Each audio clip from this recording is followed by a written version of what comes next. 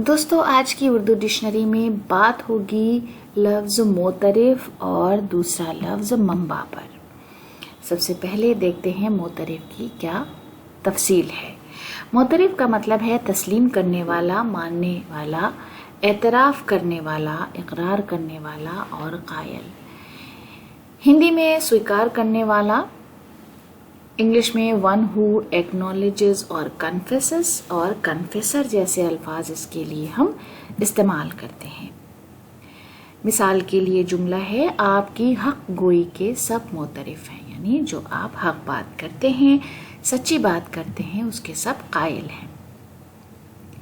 कलीम आजिज का एक शेर है, मैं फुगाने बेअसर का कभी मोतरिफ नहीं हूँ, वो सदा ही क्या जो उनके दरोबाम तक ना पहुंचे।